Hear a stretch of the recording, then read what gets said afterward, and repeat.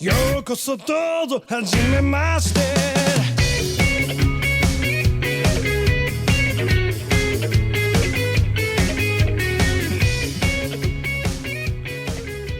Hello everyone, and welcome to the GLORIO Chat, the best anime podcast on the internet. At least for now. We do still have some shows to talk about this episode. We had a couple shows come back that we were expecting to come back that will, I don't know if those are necessarily a good or bad thing, based on what we've seen, but, and we're still sticking with a couple of other shows for some reason. I think it's safe to say, though, season is still panning out the way we expected. So, I don't know. What do you guys want to talk about next time? Because we're not gonna have. Sounds like it's time to bring back the there might not be much left. Time to bring back the semi-annual fucking gotcha game podcast. So. Oh God. Oh, well. The current Grand Blue Fantasy Summer event is the only fun I had with anime in the past 2 weeks, so maybe that's, none of these shows have offered me girls magically grafting sharks to their arms to punch people with, but, it's like, anyway. That sounds like some Devilman shit, honestly. Yeah. Yeah, the sharks that you got from the Sharknado, because Sharknado is canon in Grand Blue Fantasy, but, anyway. Understood. We do have some actual anime to talk about, so just to introduce everybody, I'm Jel, and I'm joined, as always, by Iro. I'm still here. Not dead yet. He's still with us. I'm joined by G. I have vanquished my demons. I am a free man. A burden has been lifted from my shoulders, quite literally. Since the last podcast, I shaved my head. And man, it feels great. Let me tell you. I still have not taken care of my quarantine hair yet. Yeah, I still have 80s hair myself. I just couldn't wait any longer. Like I was like, the barbershops ain't coming back anytime soon. So. Iro, you're up to 80s hair. I'm still in the 70s right now. Oh, shit. I'm not sure which one is. I've got a full-on mullet. I don't even know how you guys could live with yours. But really, apologies to everybody with hair longer than like 2-3 inches. I don't know how you live with yourselves. Like I don't. It's maddening. I can't stand it. Like the idea of my hair even like reaching my nose. It's like it just bothers me. I got to admit all the time. So the beautiful feathered 70s hair is starting to grow on me. I have to admit. Yeah. But, you think you're gonna keep this look going? It's also very warm out, so I don't know. Yeah. But that is the other. Anyway, we're also joined this week by Artemis. Good to be here, and I have not had a haircut in, I'm gonna say a year, maybe more.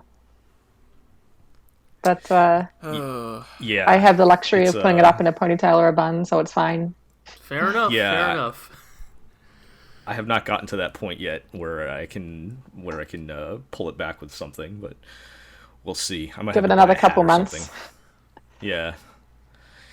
Anyway, all right. So we have a couple shows to talk about for this episode. Like I said, there's a couple of things that came back, which we'll talk about. But I do want to start with finally getting around to talking about Great Pretender, which we've been punting on a couple of episodes in a row. We last mentioned the Singapore arc a little bit, but not everyone had finished it, so we didn't really get into it. And that's episodes 6 through 10 for reference for anybody. But now that we've all caught up with that, I wanted to mention that since that's one of the few highlights we have to watch this season. Well, if this show had aired weekly, like a normal like a normal anime, we would have reached about this point by now. So I think this is appropriate. Right. So yeah, just to refresh everyone's memory, the Singapore arc, this is based around the big high-rolling airplane race betting ring thing going on. I thought it was pretty fun. Very appropriate for the mood of the show. I think something as ridiculous and like, I don't know, the whole like super wealthy, high stakes gambling sort of thing matches really well with the whole, heist movie. Yeah, it's a good, sensible angle vibe to going approach on. it from. right? But I don't know. What do you guys think of the arc overall? I mean, it's been a couple weeks, I know, since I watched it. I don't know how long it's been. It's been a little It's been a good long while since I saw it. But yeah. I enjoyed it. I don't think it was as good as the first arc. Yeah, I would agree. But I still thought it was good. I think the pacing of that show is still quite good. Yeah, I think that this arc... Again, I think the mini-arc approach is definitely, like... That's the secret sauce that Great Pretender is utilizing quite well so far. I think that, like, as Eero said, and again, I want to make it clear before I get into my usual spiel that I definitely did enjoy this arc overall. I had a lot of fun. I think it's just like in comparison to how strong the first arc was, I feel like the Singapore arc. I think maybe it's slumped in a couple of areas. Like it felt like maybe it was dragging its feet a little too much in a couple places. Like I feel like the LA arc is so snappy. It's so punchy. Like you're just going from caper to caper to caper, right? Like it's just constantly escalating the stakes.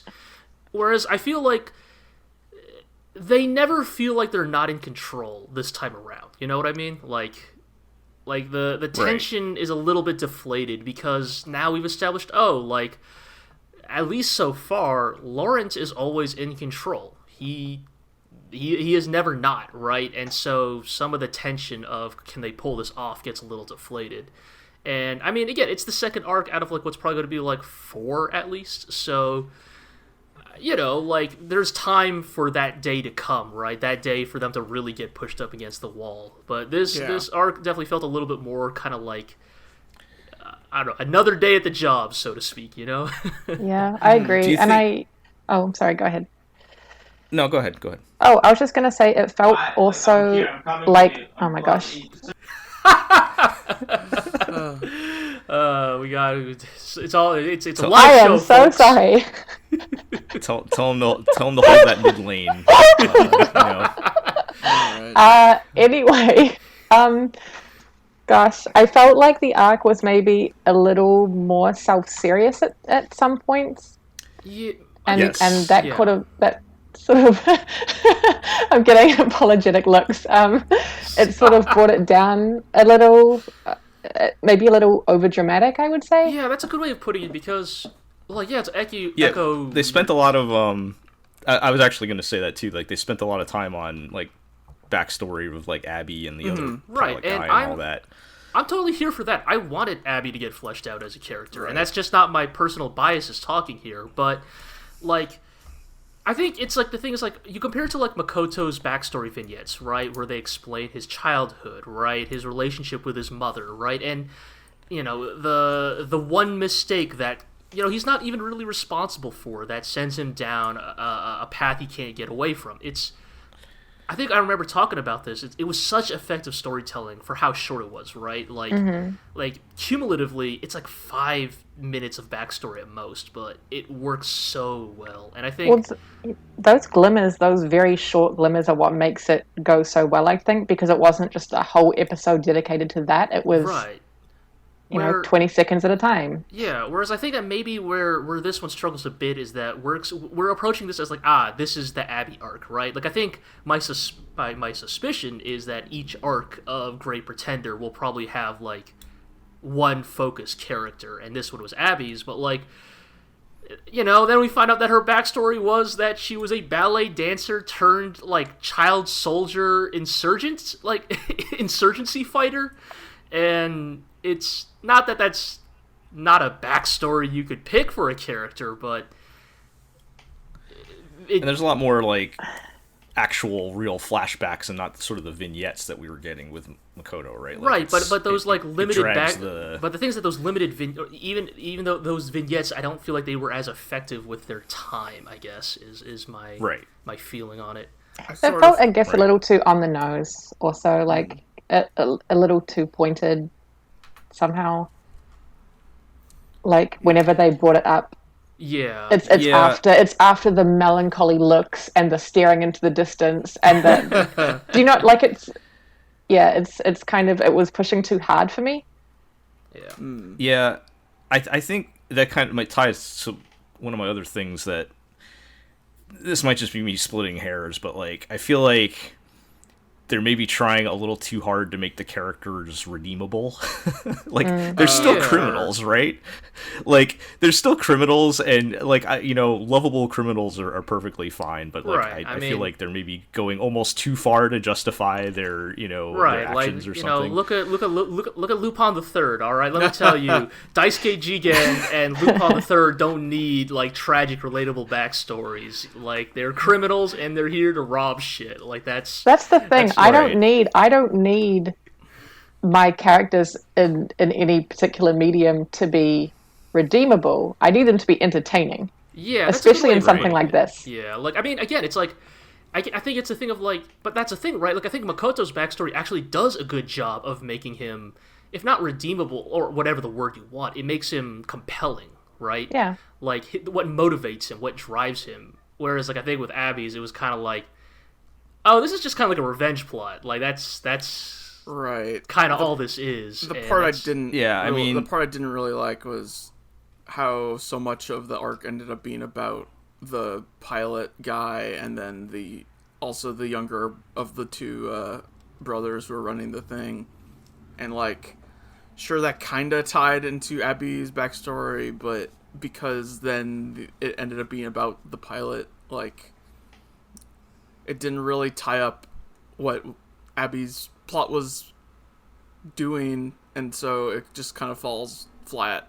Yeah, and I do want to I want to make it clear, right? I think we're all still having a lot of fun with Great Pretender. I think it's when this show is at its best, it's a lot of fun, right? Like you have, like, we should bring up some of the fun moments during this arc as well, right? Like, I mean, I know I was the one who spearheaded the charge on dissecting and criticizing this arc, but there was definitely a lot of things to like about it, right? Like, there's that bit where, like, the guys get hired to quote unquote kidnap Makoto, and they're like, oh shit, wrong day.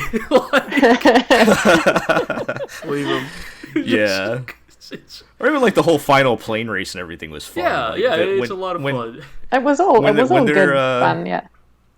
When they're committing crimes, it's great. When they're committing crimes, it's fantastic, right? I think it's, I think that's kind of what to Artemis's point earlier, right? Like, these guys don't need to necessarily be like heroes, right? Like, they just need to be entertaining, and they are at their most entertaining when they are committing crimes. And when they're just being complete idiots and screwing it up as well, Yeah. Yeah, it's like when the show starts handing you, oh no, it's okay because look at all these bad things. It's like, no, we're good. Yeah. We don't need to know. It's we're I mean, I certainly don't mind the. I feel like what is probably going to become like another ingredient in Great Pretender that makes it work so well is the obligatory. The Mark is a huge dick. Right, let's show you why the Mark deserves to get all their shit stolen, right? Like, the older brother is such a fucking, like, just... Oh, sure. Complete piece of shit, right? Like what was that line, like, I'm actually a feminist, you see? Like, I think that women... like, it's like, oh my god, right? Like, just... Yeah.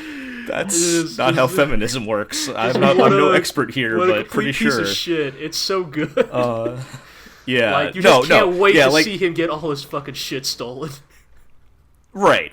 Sure. But that makes it enjoyable for the audience to see people get what's coming from them. Sure. But as far as like making it like our heroes are doing this out of the goodness of their heart, which it doesn't necessarily do that, but that's we don't need that, I guess, is we don't need the extra justification. I mean, I would actually say that, like, despite the fact that, like, it is portrayed like more realistic, quote unquote, in its presentation more realistically, I feel like actually based on these first two arcs, I feel like these thieves might actually be, like, generally more heroic than the Lupin crew, and I feel like they shouldn't be, right? Like, they... That's what I'm saying. Yeah. I mean, that's what I'm kind of aiming at. Yeah. There is like you almost can't blame them to after like a while. embrace the hustle. You almost lose sight of the fact that they're criminals. Yeah. But I guess all I'm saying is I really hope the next arc is not like we find out Laurent has a sick little sister that he's doing this all to pay for her. Right. I mean that is the suspicion, right? Like I assume next arc is either going to be Laurent. I swear to God, if that's the plot line, I'm shutting this podcast down.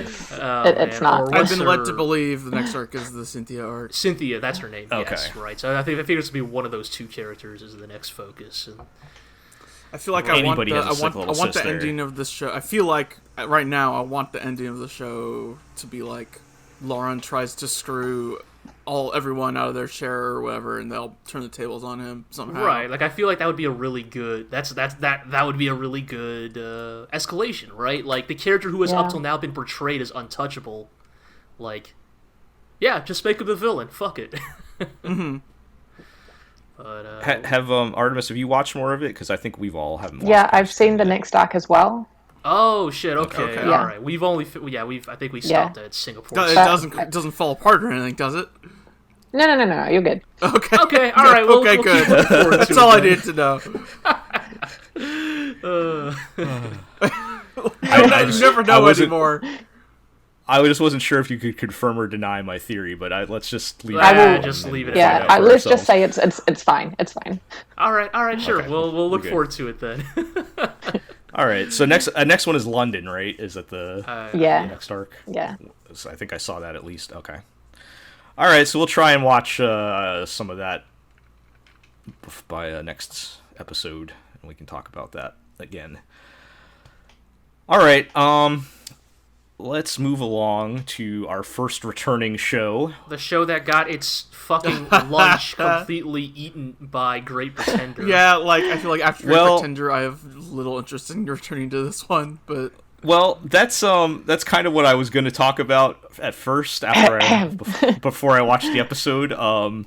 So we're talking about the Millionaire Detective Balance Unlimited, which went on hiatus for COVID last season. They stopped at episode 2, I believe, and just this past week they came back with episode 3. At entirely the wrong time. Yeah, and aside from I'll just comment on Great Pretender taking their lunch money. Yes, they do kind of exist in the same space, except I guess technically in Millionaire Detective they're cops and not the robbers. So automatically worse. But like tonally, right? Yeah. So episode 3, before I get into it, let me just say I can only place so much blame on the writers and the show and the source material itself because for the timing part of it. Let's put it that way. Mm-hmm. They did not plan on releasing this episode in the middle of, ongoing global protests against police brutality. In the middle of 2020. All the other things going on in 2020. That said, I think, and I don't think, I think it's pretty clear they're not trying to send a message or anything, but at the same time, I think there's some tone deafness and unfortunate implications. Very unfortunate. In this episode. Guys, I'm never going to watch this show, so you might as well just lay it all out here because I'm curious. Okay. I want to know what the show does. Ira, are you okay with this getting spoiled before we hit me? Get to? All right. So give me the business. So basically, the I don't remember their names, but the dorky cop guy goes on vacation and happens to talk to this young sad man sitting next to him on the train, talking about how he flunked college or something. And then it turns out, as they're walking out, the kid holds a woman hostage and streams it on YouTube. And the police have to come in to try to defuse the situation. For his next video is going to Aokigahara. Oh my god.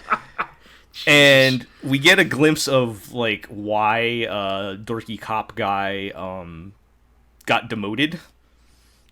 which I don't think they explained fully in the first 2 episodes, if I remember. At least no, they didn't. They just said he was demoted or maybe voluntarily stepped down. Maybe, yeah, either demoted or he quit Division 1 or whatever. Because the whole time he's like got a chip on his shoulder because of Division 1, and he can't like do any real cop work, right?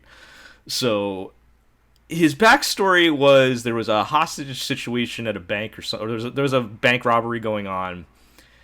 Guy was holding the robber was holding everybody at gunpoint. He was authorized to use lethal force, and he shot the guy. But after he shot the guy, the bank teller lady picked up the gun and didn't know who he was and pointed it at him or something, and he shot her and killed her.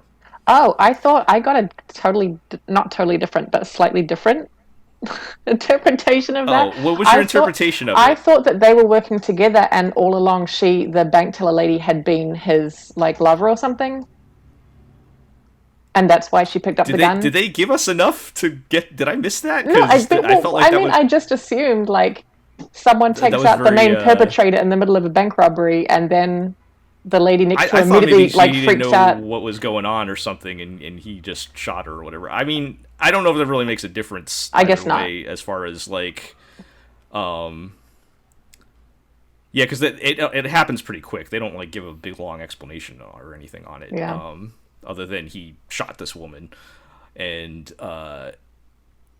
it felt really weird watching that, particularly in context of everything going on right now. And, you know, because of that incident, he either got demoted or chose to leave Division 1 or something, which, I don't know. It felt weirdly, that part felt weirdly tone deaf. And then you get into the kid himself.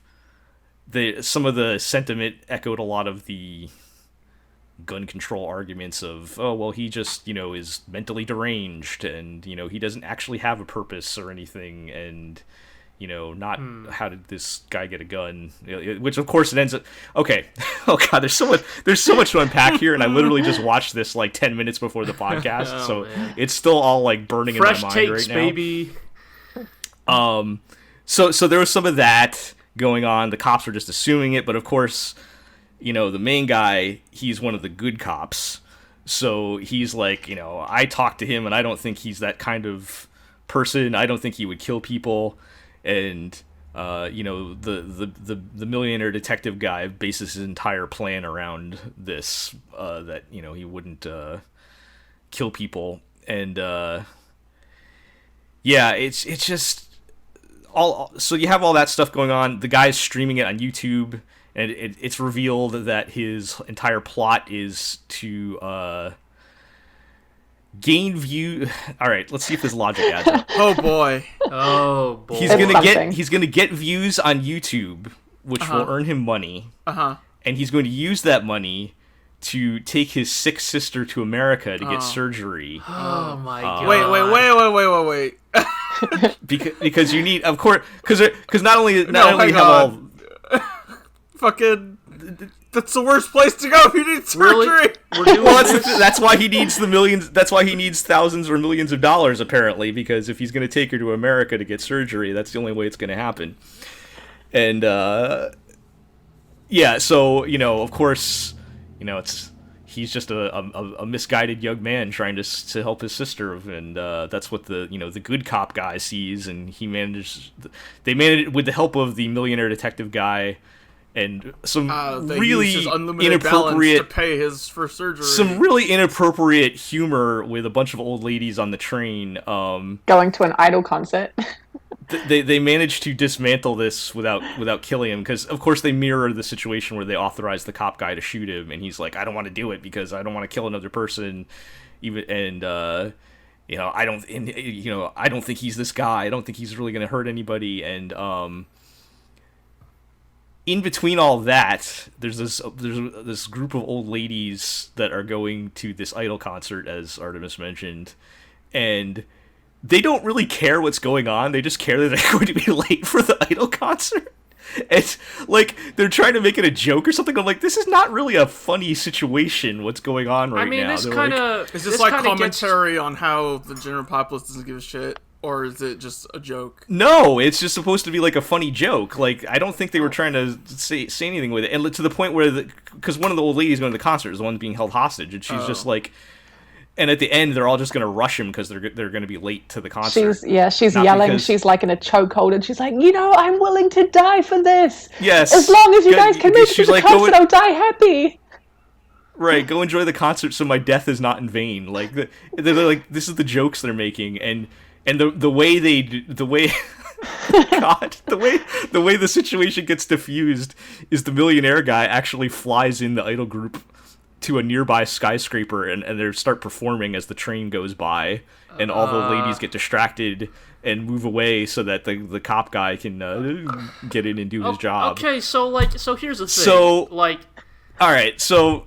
And I apologize to everybody for just blow-by-blow recounting all this, but I feel like I have to say it all so you can piece together, like, why this is so ridiculous and also uncomfortable and tone-deaf. Yeah, so he manages to get in, he's like, your sister wouldn't want this, and you can probably write the dialogue yourself. Would this really make your sister happy? Right, yeah. And that, that of course unnerves him enough to get the gun free. Which, is it a model gun also? Yeah, it's a model gun, but he picks up one of the, I think the other cop drops his real gun, and he goes to pick that up. And that's when, the millionaire detective guy walks in, and he's like, just walks up and takes the gun so that they can have the line later of, how did you know he wasn't going to shoot you? And the millionaire detective guy's like, oh, well, you told me he's not the type to shoot people. So, they're trying to make it like building their relationship or something. But yeah. Anyway, again, I don't usually like to just blow by blow, like tell the whole plot of the episode, but I just felt like I had to say all of that. Here's my problem, right? Or here's the problem that I've been pointing out. Oh, there's a lot of problems. Right, but yes, since episode 1 is like the core of it is that it sounds like the show doesn't know its tone, right? Like it can't decide, is this a serious story about like the nature of justice and how it is executed in the modern day and the responsibilities of those in power to uphold it? Or is this like a jokey, absurdist, criminal of the week show where it's just like, what wacky problem can the millionaire detective solve this week, right? Like, I feel like, you gotta commit to one of those because you can't really juggle both. I mean, I guess an argument could be made that it's definitely the jokey parody, just absurdist, over-the-top comedy, because even the really serious stuff, to me, comes across as so dumb that I cannot possibly take it seriously, even if it's supposed to be serious. Well, that's the thing. I think it's pretty clear that they want you to take at least some of it seriously, and like the main guy's backstory and all that. I don't think that was supposed to be a joke. No. But again, I think a lot of the bad taste in my mouth does have to do with the context of when this episode is airing. Mm-hmm. I don't know if I would have felt... I don't know. Like, I still think it would have been... Frankly, I still think it would have been bad. Based on what you've described, this show is a bad look as far back as, like, 2017, like, honestly. Yeah, right. No, I understand. It's not like the things that are happening right now are new things that just started happening in 2020. So from that perspective, yes. It probably, yeah. I'm not going to say it's bad. I think it's only amplified, let's put it that way, with the times that we're currently living with. And I don't know. I don't know if I got another one in me on this show. I don't know, Artemis, if you're planning on watching any more. I am, probably purely because, like, what else do I have at this point? What else do any of us have? But you're about to get into the logic of why we're going to continue watching a lot of shows on this list. Yeah. I think I've anointed the next show as I have nothing else to watch, so I might as well keep watching show. Well, because that also has no problems at all, like with the depiction of certain characters, does it? Oh no, yes, the next show's fine. I don't see the problem. It's That's just America, baby. All right. Let's talk about our other returning Oh boy, holy show. Shit. Yeah, Appare Ranman. which took 4.5 episodes to be fun. Like, yeah, so this was the other one that, well, there are a couple shows, but this is the one that we were actually watching that got delayed as well. They came back with, there's been 2 episodes since they've been back, so episode 4 and 5. uh-huh. And I have to say, I had only watched episode 1 prior to the break, and I decided to catch up to watch the rest of it. Oh, I'm so sorry. And I kind of forgot. In my memory, I remember the show just being just boring, and I kind of forgot I like actively hate most of the characters. Yeah, fair. Yeah, Totally yeah, fair. yeah. And as I was watching, I was like, "Oh, right! Like Appare, the main character, is like the worst kind of character, Kinda sucks. my least favorite type of character." And you know, even whatever the samurai guy's name is, he's kind of annoying too. Kosome, yeah. So yeah, and so you combine that with the fact that they took a long time to set up, not even the race, but like Iro said, just getting to a point where it's fun. It's been all very dry. Let's introduce a character. Here's their backstory, why they want to race, and you know, let's move on to the next one. And none of them have been like nearly as interesting as their ridiculous character design. Right, like that's the thing, and I'd even go beyond that. Like I think the character designs are actually doing the show a disservice, because I feel like the tone of the show Doesn't fit. Like, would this show have been better served if they all had like realistic character designs, like normal colors and like clothes that they would normally be wearing for the period? No, because and that's it was, even like, worse. actual, That's even worse then, because then how do you justify the wacky racist premise, right? Like that is like It could have like this.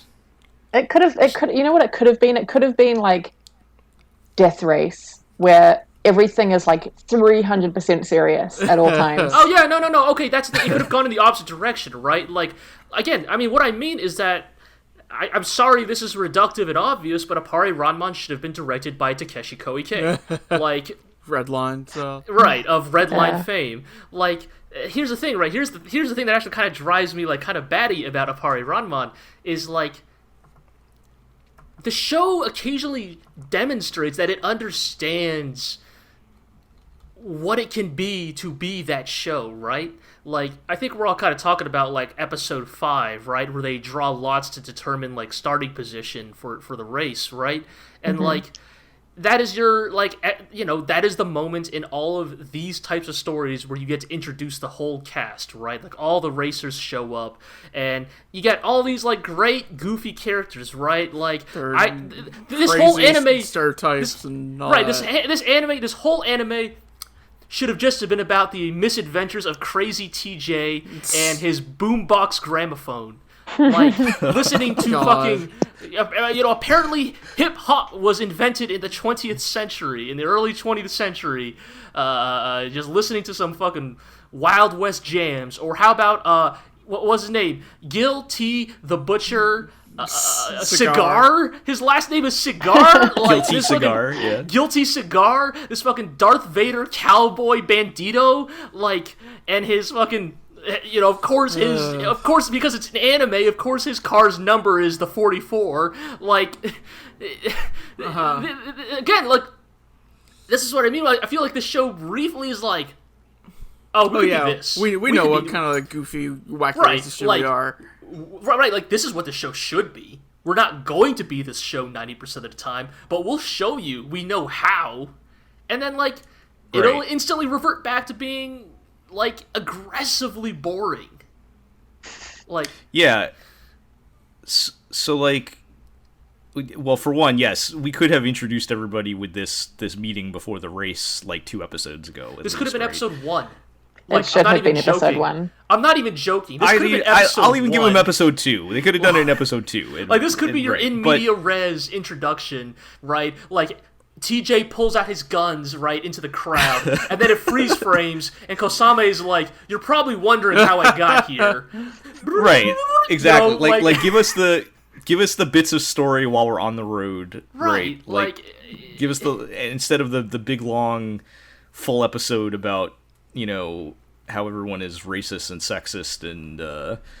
We can tap. There's gonna be plenty of time to tap into that as you're driving. I mean, I don't even want to talk about me. that episode because that episode is the most fucking basic bitch. You can overcome institutional racism and sexism with just enough grit and determination, and everybody will recognize your right. efforts. And then she's like, "Oh, the team pitched in and bought me this lovely dress." It's like fucking what? They changed everyone. They changed everyone's mind because of right. Right. It's So let's not get too much into that. But yes, that was a thing that they attempted. Anyway, yeah. So we could have started this in episode 1 or 2 and just kind of got the story on the road, which we've been saying the whole time.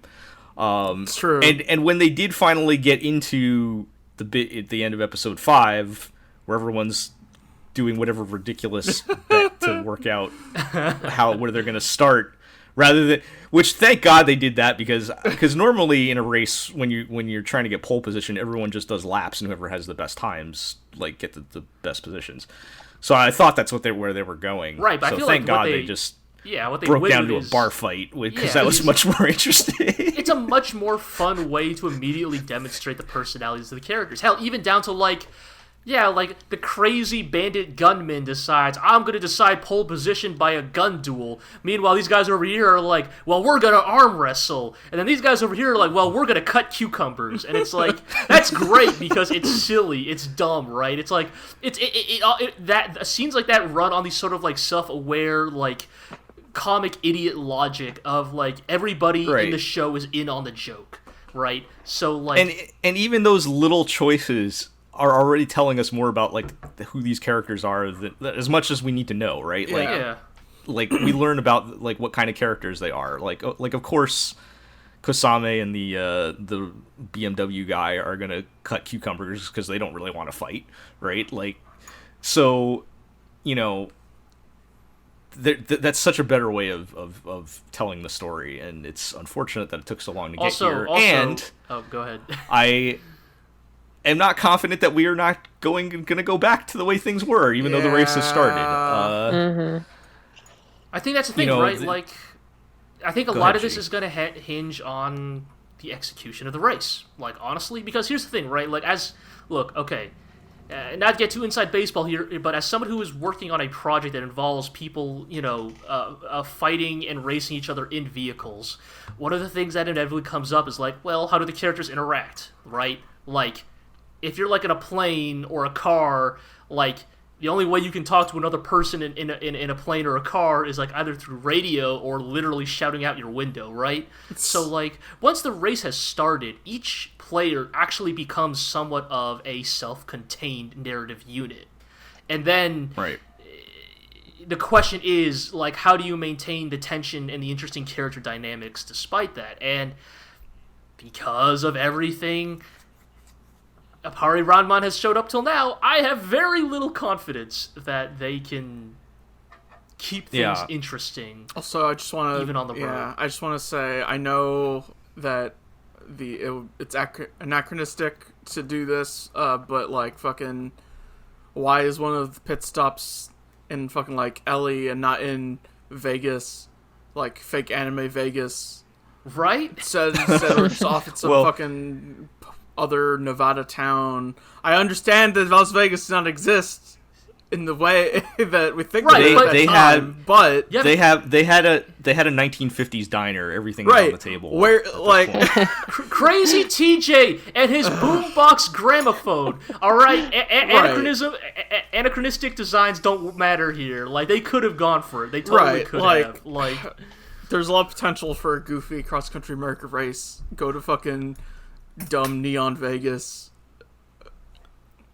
Yes, just do that it. Would have been fantastic.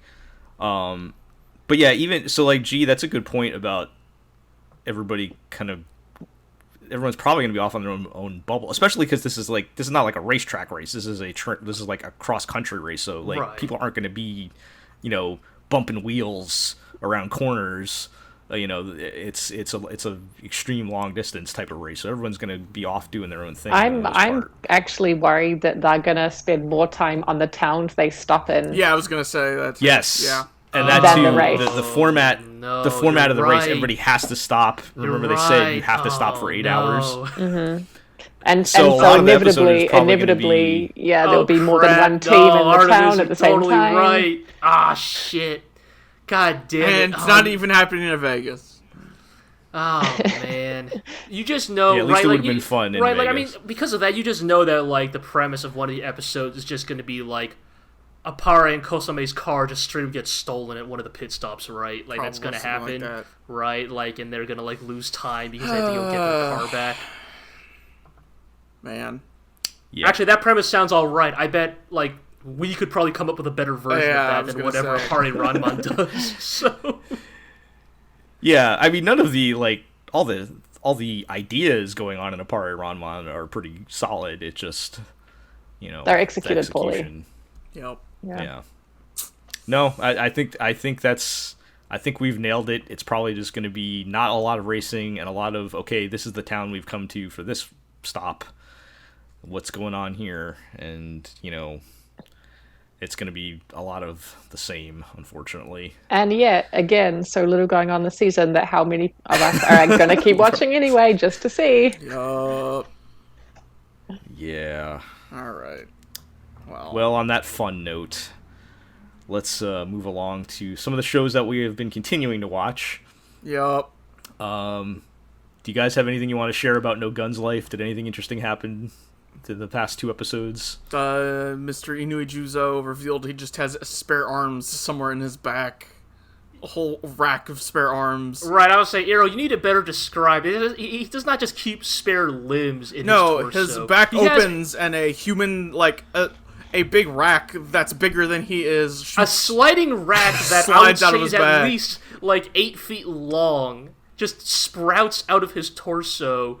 And then, just on that rack is a series of containers. Yeah. Yes. Are they just spares, or do the arms do different things? I think they're just spares for now, but okay. You know what? But they are his gun arms, like. Yes, I mean that's all the gimmick you really need. So. Right, but it's like for his gun. We had been wondering. Right? Because he has lost both arms over the course of the show, we were wondering, like, he's such a specialized cyborg, how are they gonna give him new arms that still have gun fists? Just keeps them. Turns out he just has extras! Turns out he just has extras, which is, like, stupid, but also kind of good. Like, I'm like... Yeah, okay. Alright, no guns life.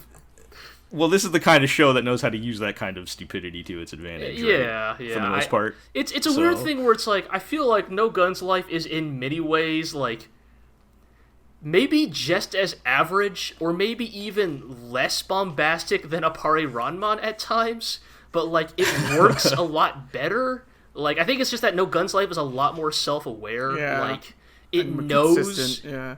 Like, yeah, it is consistent. It knows it's a dumb neo-noir cyborg fight anime, and that's what it is, Juzo's gonna solve crime, but what he's really gonna do is beat some people up with his gun fists, and maybe occasionally shoot a guy with his gun face, and that's kind of all we really need. No, that hasn't happened yet, though, right? He hasn't fired. It's happened a couple times. Oh, I guess that's the thing. I guess that's kind of the big Okay. climax of this arc. This last arc was kind of getting into the backstory of him and his plucky mechanic character, and they finally team up and pull his trigger. And it's what you might expect. It's just a big fuck-off laser that just cuts a perfect hole in a straight line for like 10 miles. Right, yes. Through every building. Seems appropriate. Yeah, it's pretty good. But, honestly, no, I mean, like not you much said, else to say.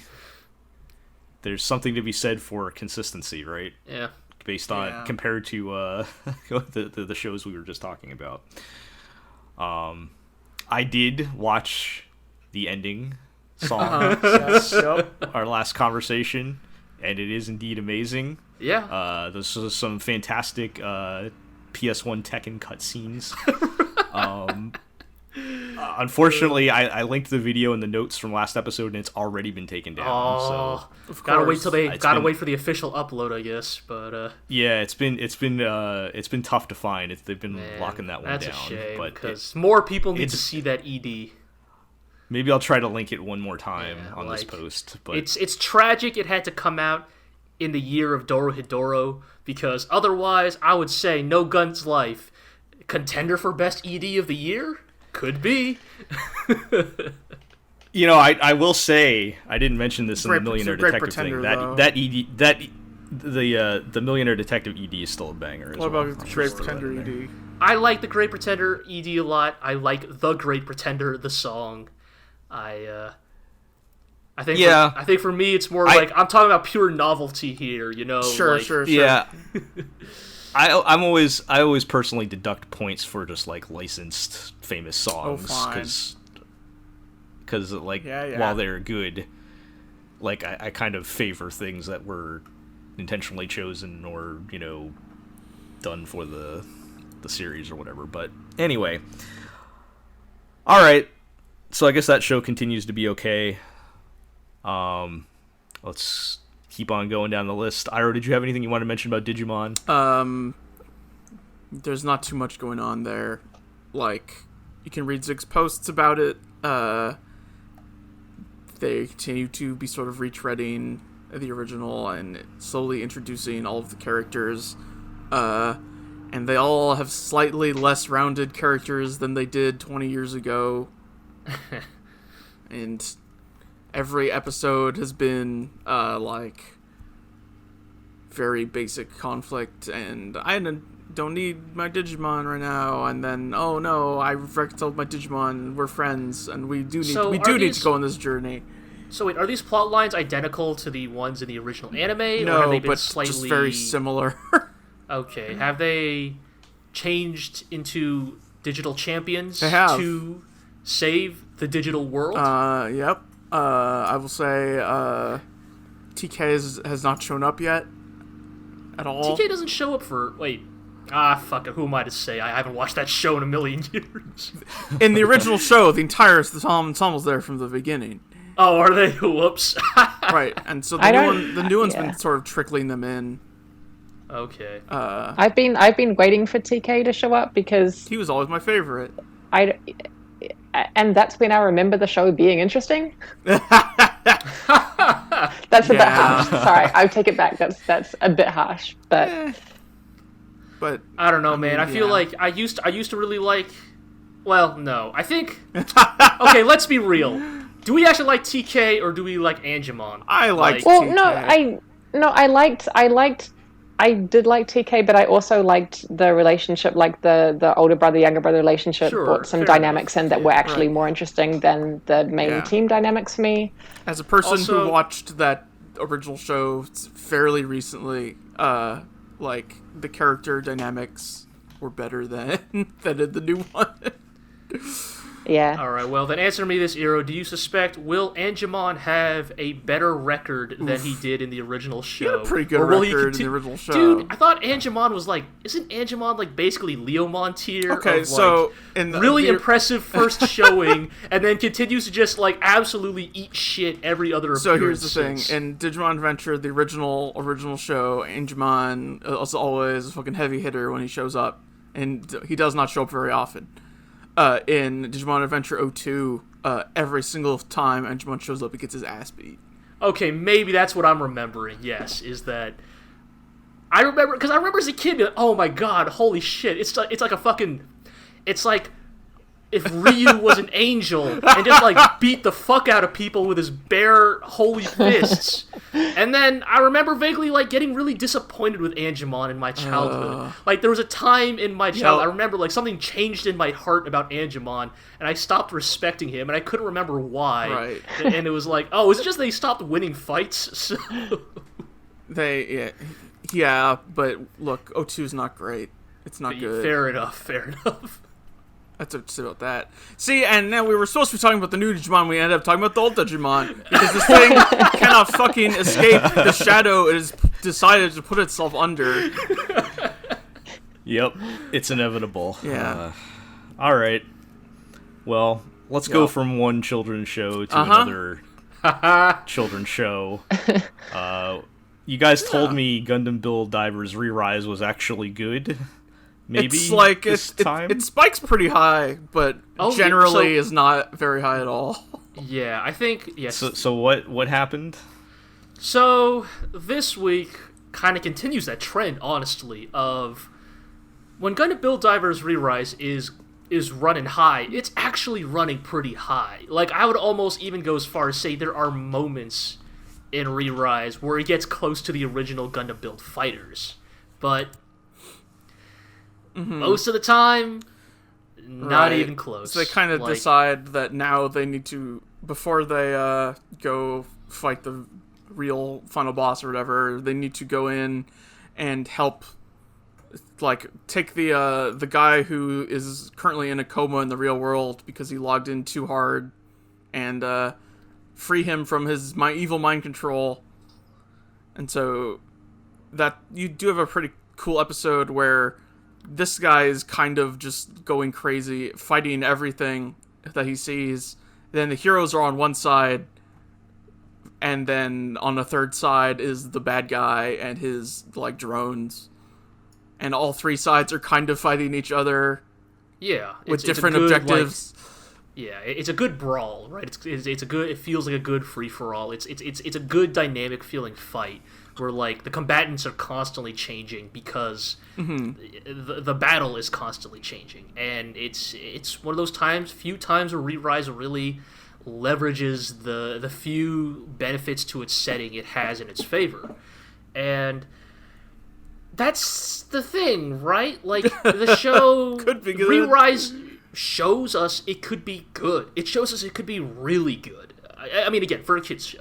But, and now we're kind of, but we're left in a situation of, like, because here's the thing, I would say I would say already, regardless of how this show ends, unless it ends really badly, Re-Rise is already better than the first Gundam Build Divers. This is This is the first time in the Gundam Build series that the subsequent work has actually been an improvement over its predecessor. There's a slight trend upward for once. For once. And again, still very low bar compared to the original Gundam Build Fighters, but that's almost a little promising. And I am left in a very uncomfortable place of, should I be happy that this show is an improvement and has, like, actual memorable fights? Like, there are fights in this show I'm going to be talking about later in the year. Compare that to the original Gundam Build Divers that I don't remember jack about. shit. And so, should I be happy about that?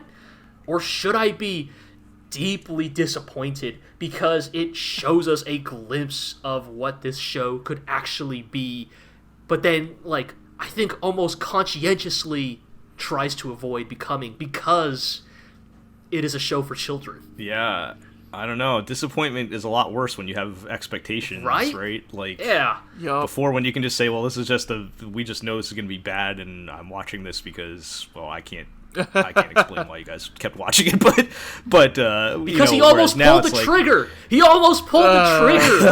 Like, all right. So whereas now it's like, oh well, this actually, I don't know. That's a good question. I know I'm usually more disappointed when there are expectations, though. Yeah, I will say, shout-outs to the fight itself, just like... We had a drill fight, we had a drill duel, Gurren Lagann style, yeah, like drill Gurren versus Lagann drill. style drill clash is very good. Like, just drills on robots.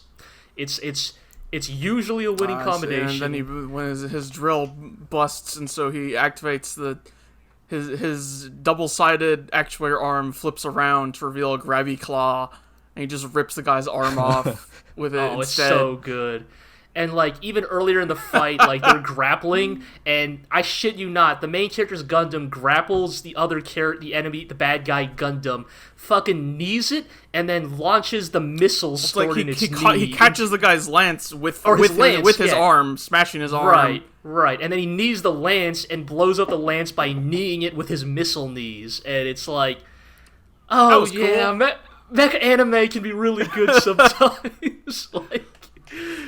You know, just when it's leveraging the things that are unique about the genre, when it's utilizing the fact that, you know, the pilots can't be hurt, you can do a lot of really fun stuff with mechs, but... I don't know. Hopefully you guys are not just being misled by a hit of good we probably good mecha are. fighting. I mean, you know, it's... To keep you addicted... And then you'll be back in withdrawal again next week. The show's only got like 2-3 episodes left at this point, right, so like, you know, okay. It's a weird thing, right? Like, because it came was back delayed a little... for COVID. Oh yeah, it also right. The production is like all over the place with it. Yeah, right? So, yeah. Okay. So I don't know. It's that weird thing of like, but here's the thing, right? Is also this episode ends with them beating who has been shown to be, you know, not the actual final boss, but the most interesting combatant in the show so far, right? So, like... What's left, right? Like, we don't really have, like, an obvious climactic villain to clash against now, so... There was a pretty decent gag where the Kid Appeal character activates his super mode and then instantly just slams straight headfirst into the ground because he can't control it. Yeah, that is pretty good. Like, don't worry, guys, I've got my super mode. Whoop, whoop, whoop, whoop, whoop. Power up, slams into the ground, and everyone's like, "Turn it off." Yeah, it's pretty good. But you also know he's gonna have mastered that super mode by the finale. So you know. Yeah. All right. Well, speaking of shows that are probably gonna get really ill-conceived super modes. Oh no. Okay. Wow, episode 4 really did suck ass, Jel. You're right. Let's talk about the God of High School. Man, this show is fucking lame. Why are you guys shit. still watching Holy this? crap. I'm so confused. Because Sungho Park is, like, our patron deity. Yeah. So, for better or worse, I've cooled off. My rage has died down a little bit since... I last watched this. As I told you guys, I was ready to come for the entire nation of South Korea after episode 4. And I guess all right. To put some context of where I'm coming from with this, with episode 4, I think it's episode 4 and 5, right? Yes. When this whole Crunchyroll webtoon thing started, one of the things I've been mentioning is how I wanted to see, you know, what kind of differences we would see in things that were adapted from Korean source material as opposed to Japanese source material. And I think for the most part, we've been seeing them kind of copying old shonen manga for the most part in Tower of God and also in God of High School. Yeah. But I will say, and I don't know how much of this is cultural difference or them just copying old manga or what's going on. I am extremely disappointed in how they're handling the female characters. And like I only didn't watch past first episode of Tower of God. I can't speak too much to that other than they had the whole thing with the super powerful sword lady only helping the main guy because he's cute, which seemed to match some of the things going on in God of High School. But we had, like, in episode 4, we finally meet the cool wrestler lady. Also, I double-checked. It's 3 and 4, not 4 and 5. Yeah, it's 3 and 4. Oh, 3 and 4. Okay, sorry. Yeah, man, that wrestling chick was so cool. Episode 3, you know, we're like, oh, yeah, but they had some kind of, like, cool wrestler lady. I'll bet she's going to be cool. I'm like, nah. No. Her whole reason of being is to find a good, strong man. Wait, no. I would say that actually plot, she has a great motivation. She just wants to meet hot boys, and I'm like... You do you know, you live your best life. But sure. No, in all seriousness, it's But yes, that is her sole characterization is that she wants to meet hot guys. And then we get into episode 4 where we get into Which that has also been that was also a thing with the only main female character, who's part of the main trio. If you recall, she had her own hot guy incident. Oh yeah, she totally did, huh? But where she was totally she loves big, strong, muscular men. And then in episode 4, we get into this whole background plot with this where she agrees to marry this adult rich guy, famous guy, because she needs to find a strong husband to revive her dojo, which is her only plot point.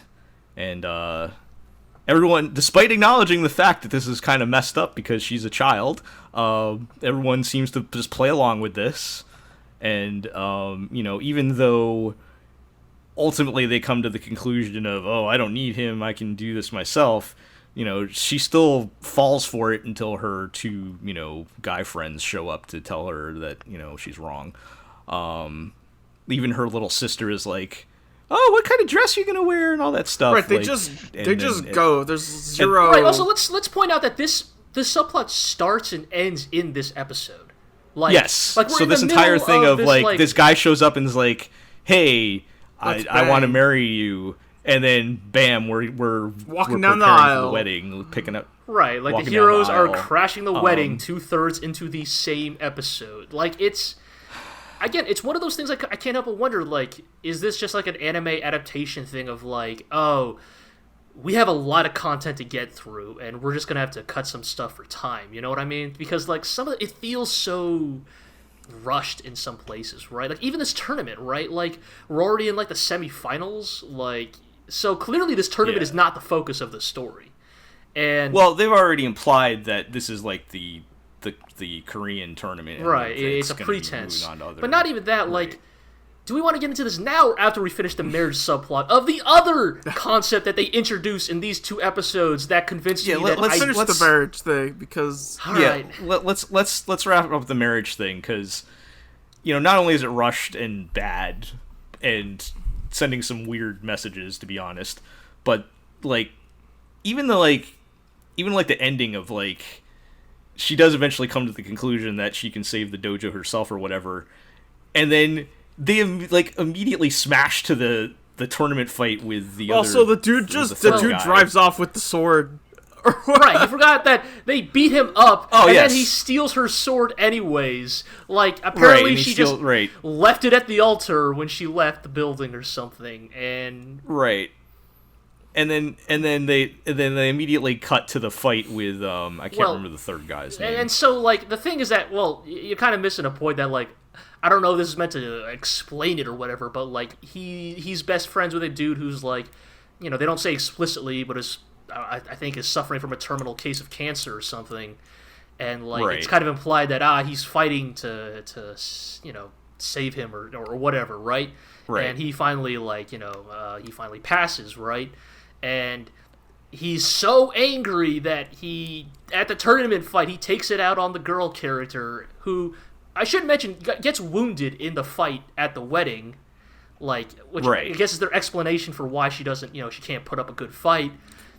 And he's just, like, specifically throwing full-body punches right into the wound, and the match ends with her literally bleeding out on the mat, and it's like just really gratuitous and like it feels totally right, especially after, like I said, they kind of delivered their message of, I'm gonna go fight to protect my dojo, and then immediately cut to her getting destroyed, which whether she was injured, whether it was her fault or not important. Point is she's now just like out of the what picture. Happened to the healing machines? No, seriously though. That's probably gonna explain why she doesn't die, I guess. But like, couldn't you plug them into his friend or whatever? Just enter him into the tournament. Oh yes, if they have that technology, why didn't they cure cancer, right? Oh yeah, right. They have healing nanomachines. Wait a second. That's thinking too hard. You're right about this show. And then this other guy, like, I get he's upset that his friend died or whatever, but he just does a total 180 from what little characterization we've had of him so far, and now is he going to be like? Is this going to be like a? Is he going to be like the bad guy now or Probably something? not. Or like, probably not. Probably just for this don't know. arc, Just get right? his ass Like the beat main in the finals. character. The main character will fight him in the finals, and they'll speak through their fists, and then Karate Guy will be like, gee, sorry I basically punched you into a coma, and the girl will probably forgive him because we're friends or something, right? Like, that's how this shit goes. Yeah. yep. Can we Well, get it into the sounds stands great. now? I'm sure glad I didn't watch past episode 2. Yeah. Oh, Artemis, I'm sorry, we're not even done yet. Like, Oh like, yeah. Can we get into the stands? That's just. Like, we have to, right? Like, Right. Yes. So This let's is- talk this about is- the fact this that is- that stands exist. Yes. This is telegraphed out of nowhere in episode 3. They reveal that people of sufficiently high enough power level can summon psychic punch ghosts from their body to fight for them. And as someone who loves JoJo's Bizarre Adventure, I'm like, I do love stands. I don't love stands in what was originally presented to me as like a Martial arts. fight manga. martial arts tournament.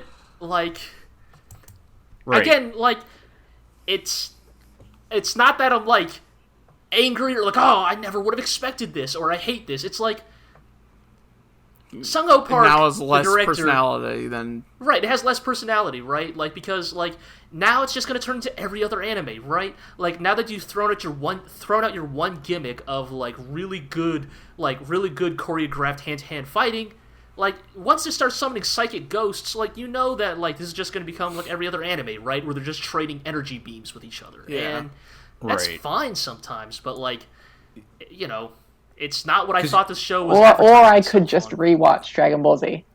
right, yes. you know? Or like do literally any other Or like, any other watch shonen, Naruto or right? any other shonen, right?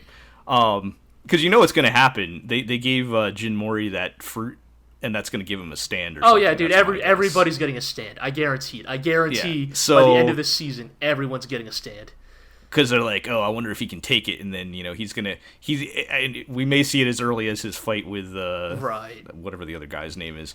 Yeah, I guess. So to answer the question of why I am still watching this, Why, Jell? I was ready to stop I at asked- 3. Yeah. I was ready to stop at 3, and then you watched 4, you- and I was like, well, shit, for the sake of the podcast, I guess I gotta watch episode 4 now. Yeah, we talk about the director, and I think that's part of it. It's so well executed, and like, you can tell like the people animating it are putting so much work into it and probably enjoying it, and like, it makes me want to like it. The problem is once you actually watch it. I mean, again, I guess. like Appare Ranman, it is. It's like I'm trying to give it every opportunity to right the ship, and it's just not. yeah. Again, I think the It's show going the opposite direction. I think the show's almost aggressively unlikable.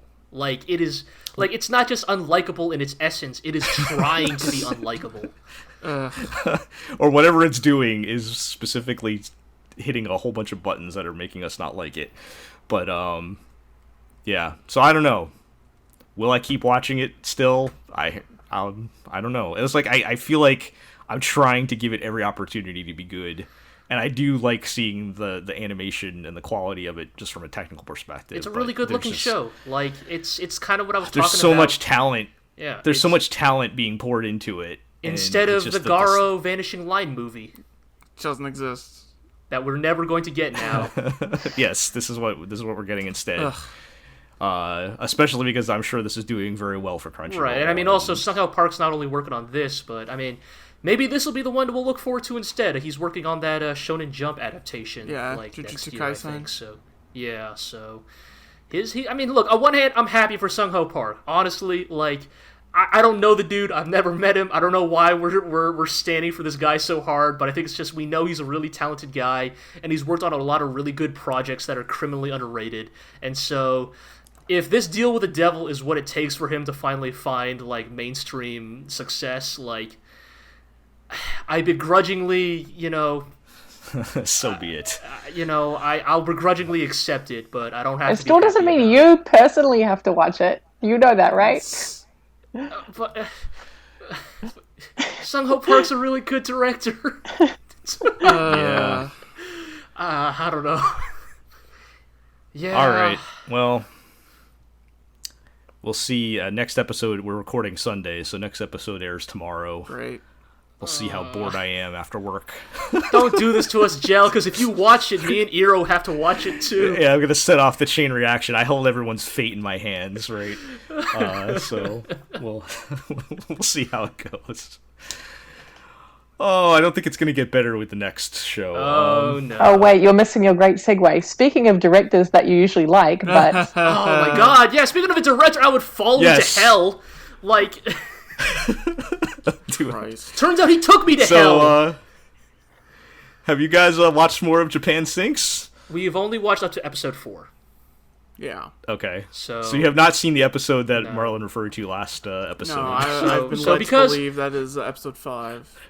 No, so because Artemis is here, I do want to give her the opportunity to give her own voice to her feelings about it. But before she gets into that, I think maybe me and Eero could just kind of like walk through our like quote unquote organic feelings about the current state of Japan Sinks. Yeah, it's been a while since I've seen it, so sure. What maybe have you been watching? This will be a recap to where we were up to. So we left off last time with episode 2, where the dad digs up a mine and gets fucking gibbed straight up. So 3 and 4 are kind of like the aftermath of that, right? Kind of like them trying to move past it, right? And there are aspects of these 2 episodes where I think it is still kind of working for me, because, like, occasionally it does what I like from Yuasa, which is, like, a very grounded presentation, even in the face of extremely extraordinary events. But it all feels kind of like a clumsy second-hand version of a lot of the tropes Yuasa likes to use. In episode 3, right, like you kind of have a breakdown in the relationships between the family members because of the death of the father. Just like tensions are flaring up. They get into a couple of like dangerous scenarios, right? Like sort of a life and death. They hitch a ride with a dude who, as per usual in post-apocalyptic fiction, ends up being a rapist creep that they have to fight off. Of course. And then they take a break, and 2 of the characters need to go use the bathroom, right? And so they kind of like descend down a hill to like into a more obscured area. And one of the characters just straight up dies. God. Just straight up, like, because it turns out that. And here's the thing: this is a real thing. This is actually a real phenomenon. But like, because gas is heavier than air, like some gases are heavier than air, but like, because one of the characters walked too low, she ended up walking to the toxic gas and just straight up drops dead. Like, just straight up. And the other character gets rescued because a paragliding streamer happens to be in the area. God, that's right. And he's like, yo, don't go in that gas, it's bad. And he's got like this like aerofoil paraglide like backpack thing. And he just lands and he's like, yo, I'm like a fucking famous streamer. From also, like Estonia sorry, or something. From Estonia. Your friend is dead, by the way. And just straight up, and they keep just cutting back to the shot of her dead body lying there, and it's like, again, like, that's a very Yuasa thing. Like, it's actually, like, that is kind of a Yuasa trick of, like, very grounded depictions of very, like, extreme events. That, like, kind of, it creates this very surreal, like, thing, right? Like, it's, like, if you've ever seen a dead body, it's kind of that feeling of, like, it's a little surreal because you expect it to be this grander event, but it's so mundane. And so aspects of that work, but the problem, I think, is, like, we just had a sudden out of left field death in the prior episode. Here's have another one in the next episode. With yet another one, literally less than 22 minutes after the last one. It makes it feel like a blatant trick, right? It makes it. I have a cheap. feeling you should probably get used to this. That's my gut feeling, but it feels not knowing anything about what's going to happen moving forward. It just doesn't feel earned, and it's like I feel like they're almost going for like a whole. I felt like, well, I only watched up to episode, I guess 2, but I feel like they were almost they're gonna start leaning into the crazy horror movie death stuff more than like actual grounded reality of being stuck in this. But that's the disaster. problem, is because like when that stuff isn't happening, it's still like a mostly grounded take on people surviving the apocalypse. Like, is it though? And then they go to the next episode where there's a crazy cult that puts weed in their curry. I don't know if you can say that if there's what? I don't know if you can say it's grounded if there's a famous Estonian YouTuber paragliding right, well, that's what over I mean. and telling like, you that. Yes. And then episode 4 happens, and if you want to continue just the other utterly absurd events, like don't even talk about the cult first. Talk about the fucking old man morphine addict with the bow. So they go to a convenience store that's seemingly abandoned, and turns out it's being guarded by this fucking geriatric fucking archer who's also a nationalist, like a fucking one of those like old school like Japanese ultra nationalist types who says gaijin instead of gaikokujin.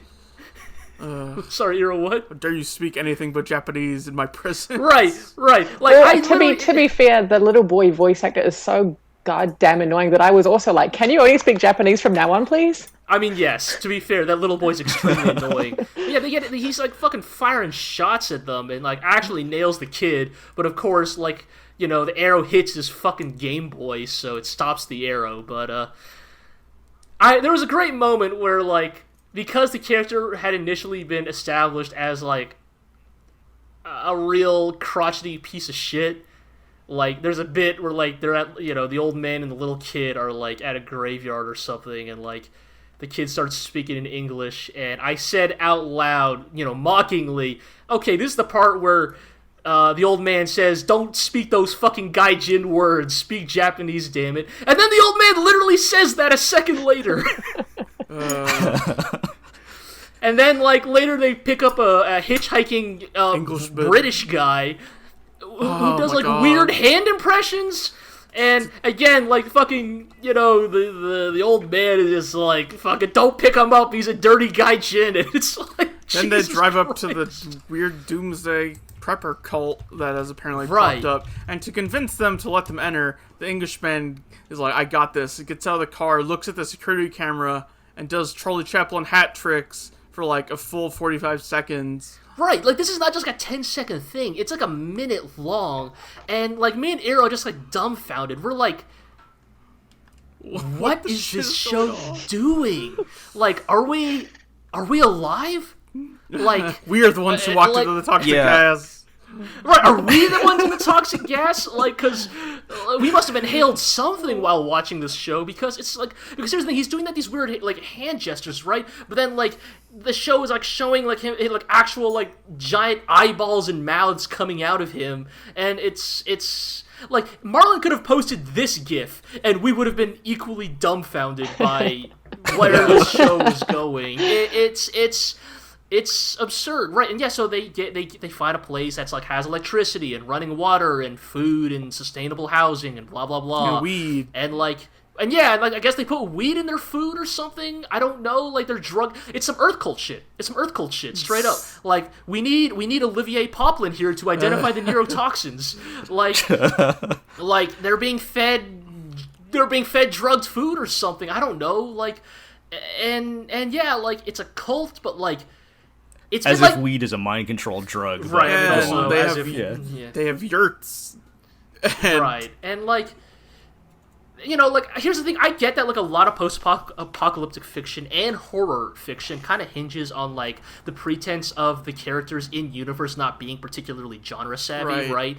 Like, that is why it's the classic, like, you're shouting in the movie theater, no, don't open that door, right? But, like, I feel like, all right, it's 2020. The world is falling apart, all right? Where everything's gone to shit, right? Yep. We're all, like, out there. Oh, has it? We're all out there in the wasteland scrounging to survive, right? And, you know... So that's going to be September, right? Yeah, right. This September? Fuck, man. Maybe more like November. But anyways, we're walking around, and we find this giant gated compound, right? Security cameras, fences, electricity, the works. And we're all like, this might be it, guys. If you saw a giant golden statue of some like strange pagan god in the back so large that it is visible from where you are standing outside the compound. I feel like no matter how low on water and food you are, you turn to your traveling companions and you're like, nah, we're walking around this place. Like, fuck this. Like, that we were guided to by a British impression artist guy who's like maybe also Yugoslavian. It's really not clear to me. He says he's from the UK. Yeah, well, later on he says he's Yugoslavian, so I don't know what to tell you. Oh, shit. Well, fuck, man. And yeah, it's the longer the show goes, it's like, yeah, the good, like, grounded parts of episode 1 disappear, and it gets increasingly, like, outlandish and surreal, but, like, not in a good way. Like I don't know what's going on with this, and I kind of had to look it up, and again, this is not to absolve Yuasa of anything. Like, look, I'm not trying to be like, Yuasa can do no wrong, but in all fairness, I did look up, he is technically co-directing this show, so, you know, yeah, I'm not saying that absolves him of guilt, but, you know, it does make me wonder, like, what is going on, or what happened to the production of this show, because it's kind of baffling, honestly. Gee, when you talk about the show being grounded, I think it's only strictly the directing. Like, some of the presentation, like you said, of death and, like, disaster and things that are happening. I think, again, very real and grounded. But none of the actual content of the show. The actual content of the show feels like a horror movie to me, like a horror thing to me. Sure, but I think I mean that's probably closer to what I meant. But I think it's just you go back to episode 1 and it's like outside episode 1. Once we hit episode 2, I was like, oh no, we're not. This is going in a different. I could already tell. Like, this is going in that direction. Like, it's. I don't know why it's made me start to think of some of the deaths and things that everyone's been describing. Made me start to think of the PA Works 2012 classic Another. Remember that one? With people falling on umbrellas. Like Final Destination style. And, yes, like Final Destination style ridiculous people falling on umbrellas or getting cut in half by speedboats. If that had been the show, I would have been okay with it, just for the record. Like, even if it had done the 180 from slice of life, like, kind of tragic, grounded episode 1, and then sudden pivot to Final Destination, that would have been fine. I could have handled it. But I don't feel like that's what they're trying to sell you. No. Yeah, because I'm citing Another. I actually love that show. I will defend that show. But it has like those ridiculous. But that matches with what they're doing in the show, in my opinion. Whereas in this, I feel like, oh, this is just not matching up with what I felt like I was being sold in episode 1. Yeah, and again, it's just like, I mean, obviously, stories change all the time, productions change all the time, right? This is not the first, nor will be the last show that starts as something and becomes something else. I guess it's just, for me, it's like, the first episode, like, I was watching it, and I was like, this is Yuasa to a T. Like, this is this man's wheelhouse, right? This show is this man's bread and butter. And then, like, the rest of the show, that show keeps going, and it's just... Yeah, I don't know what happened there. And anyways, I mean, I don't want to keep this going, but Artemis, I did want to just kind of hear your thoughts about, like, you know, as the only person here who has finished the show. Yeah, I've seen the whole thing. Yeah. I mean, where do I start? Like, I mean, are you guys going to keep watching just out of interest, or are you calling it? I think we will. I think we will. For better or worse. Well, then I won't. I guess I'll try not to spoil anything, but it just keeps going downhill. I don't know what to tell you. It just keeps getting worse, and you think it's bad now. Like any element, you think the animation's bad now. Oh, nah, you haven't seen anything. You think the story beats are like random now. Oh, no, just you wait. Like, I think. Like, I mean, here's the thing. I don't think I'm going to enjoy this, but I almost feel like I got to see this now because it's like... I feel like... Obviously, a lot of bad anime comes out every year, right? But I feel like we rarely... Like, our specific crowd, we don't usually watch the absolute worst shit. Like, we have enough self-awareness to know, like... Nah, this Monster Girl Doctor Show, this ain't it, right? Like, not going to even bother... But this we didn't even do a post for the Misfit Academy, right? One but like whatever this show is one of those shows that like started kind of good, and I kind of need to see just how badly it how devolves. bad it gets. Right? Like I don't have a strong tolerance for bad anime. But like there's a part of me that's like maybe I need like my one Darling in the Franxx every year. Like just like that one anime that sets my barometer and reminds me, oh right, this is why I have such a like fucking seething hate-love relationship with this medium. And also just I don't know if it makes I guess it made a difference to my viewing experience, but I watched the show in about 3 days straight. Like I just pretty much marathoned it. That's maybe the 2 days. Model, all right. So yeah.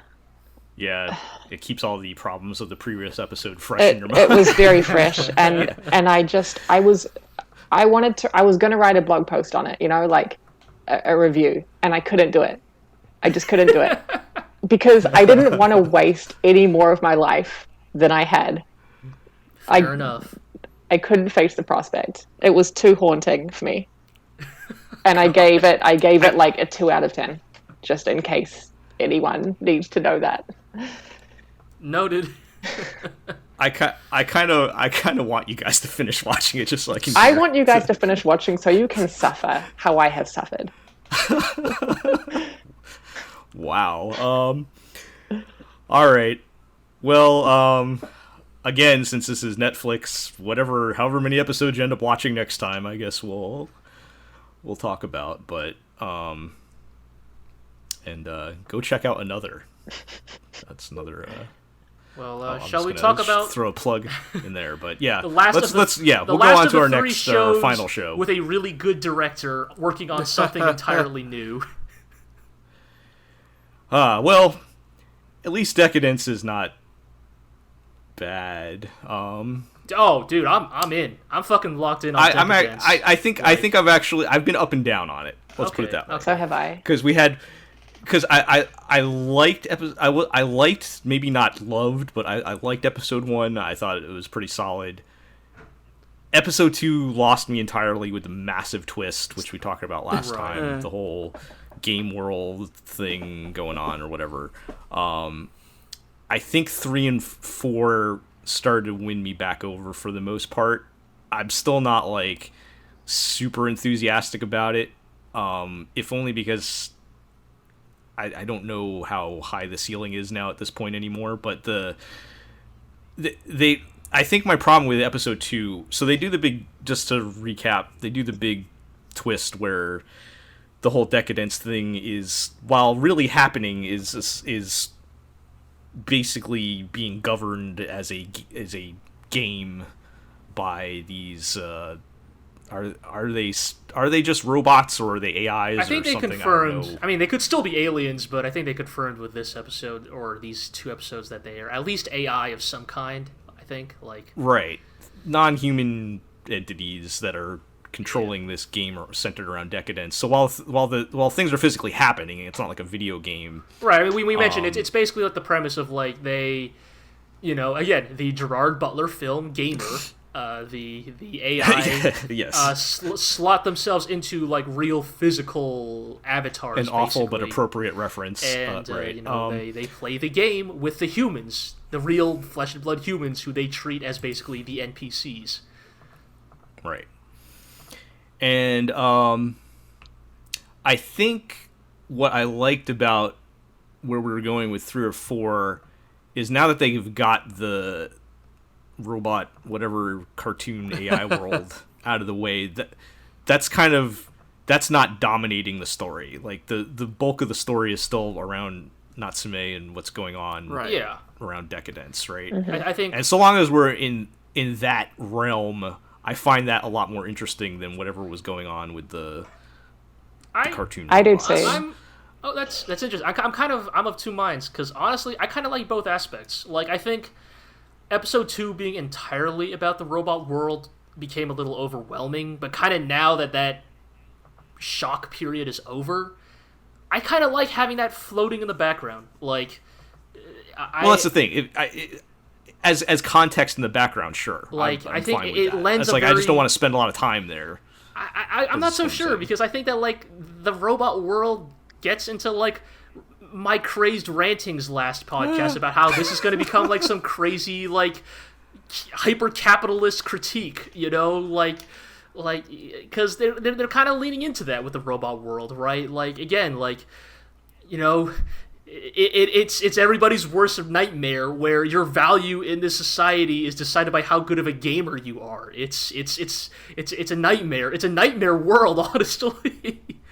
But well, right. I mean, yeah, and again, using that to provide the context is fine. It's just like, as far as, you know, spending time in the actual what's actually happening there, and, you know, whatever the side job or whatever that whatever the old guy's name is, I can't think of it right now. Kabu. You know, that he had, like, chasing bugs or whatever, and like, none of that was particularly very interesting to me. But they are definitely leaning into some of what you're saying, G. Yeah, because, I mean, the plot of episode 4 is entirely about the ways in which the AI and its gamification of this world is going to lead directly to some very real human suffering. Right. For the sake of perpetuating... Because the whole point, the ultimate point of the game is, like, they're collecting resources, basically, right? Yeah. And so they can't let the game end. Right. I mean that's right? the thing, right? It leans into, like, what I wish a lot of fiction about games would lean into, is, like, games can't end, right? Like, stories are about ending conflicts, right? But video games aren't allowed to end, because the players will always want more. And I think there's a really fun, sinister angle to that.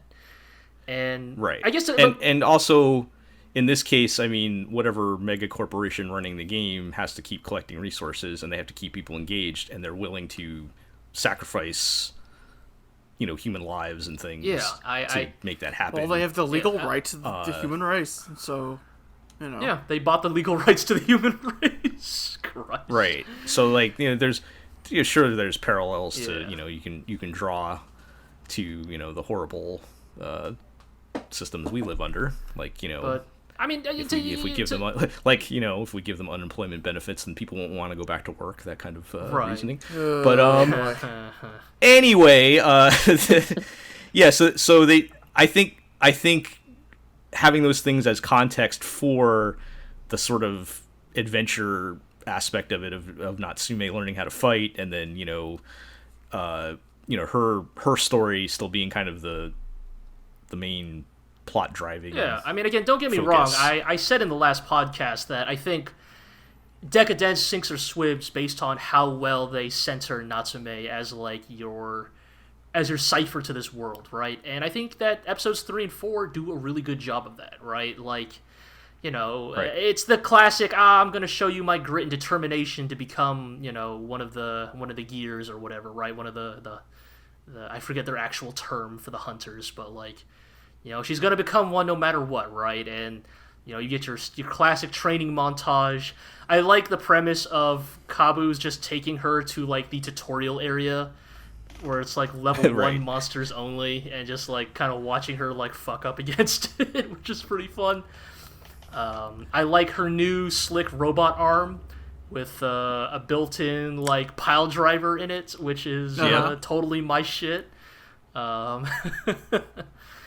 And, I think episode 4 kind of does a really, you know, we're talking about all this, like, good story stuff, but also, like, episode 4 reminds you, oh, yeah, this is the Mob Psycho 100 director, and this dude can fucking turn it on when he wants to. There's good stuff. There's some cool flying Attack on Titan moves. Right. In there, I mean, it's like, at first I assumed everybody kind of used the same weapon, but this episode kind of confirmed, oh, right, it's a video game, so, like, of course, like, everybody kind of uses the needle as the archetype, but, like, you know, one person's dual wielding, another dude had what looked like a rocket hammer with needles in it, and he did, like, a fucking rocket spin with it. Like, there's some visually cool stuff going on in this show, you know?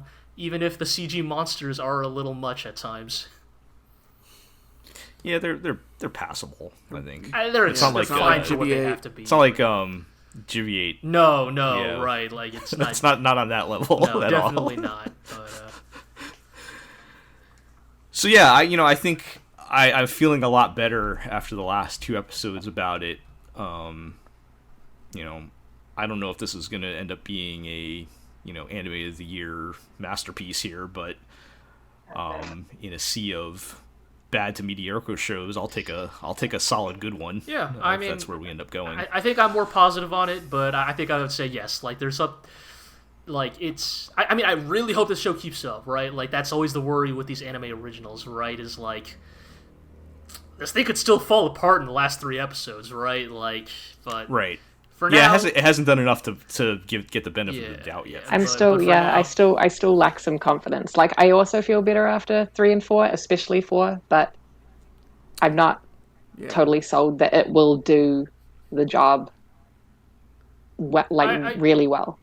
Fair enough. I think for me, I'm pretty locked in on the show, but I guess the thing that I kind of need to see from it next is, like, again, like, how they examine and execute on, you know, the premise of the end of episode 4, right? Like, the AI creating, you know, because that's the thing, right? Like, I played Destiny 2, you know, Jell, you played Destiny and Warframe, right? Like, you know, Eero, same, right? We've all played, you know, most of us here have played these live games, right? Yeah. Where, like, the story, quote-unquote, evolves, and there's new content, right?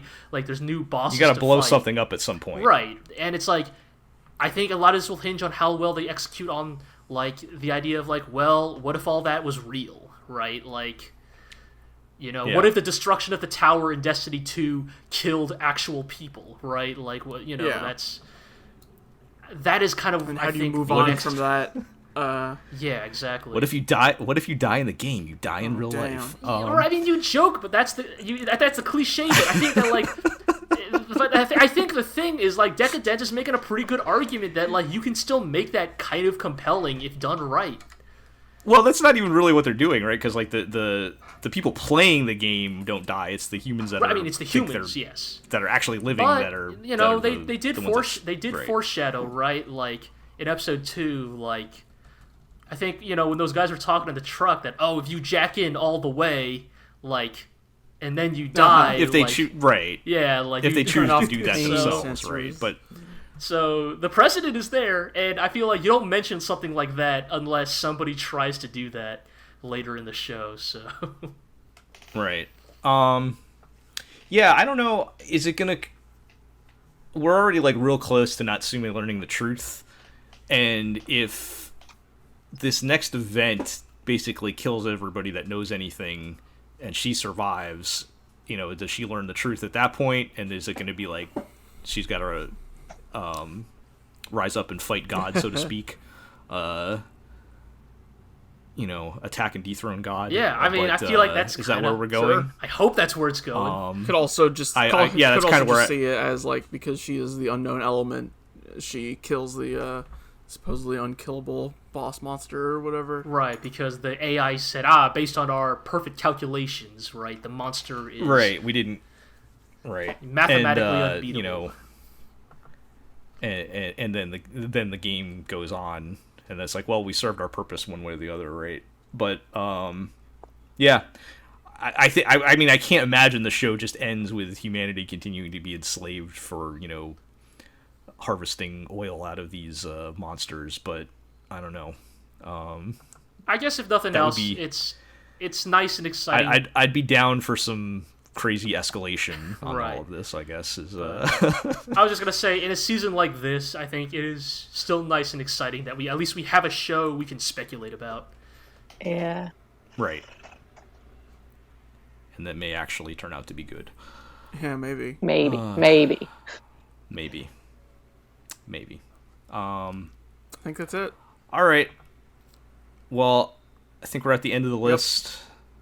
Iro, maybe we'll save Kamen Rider talk for next time. It's gonna be over in 4 or 5 weeks, so maybe then between shows when it's all I know is you guys came into the chat one day and said Kamen Rider Zero is the greatest television show ever made, and started talking about a robot dog or something. So I do want to hear about that. Hey, look, me and G deal in hyperbole all the time. So, you know, Iro, if you want to declare something the greatest of all time, it's only fair that you get to get in on it too. So, We do that like at least once a week, I think. I mean, I'm pretty sure somewhere in this podcast we probably said Appare Ranman or The God of High School was the worst anime we ever watched, but or Japan Sinks, but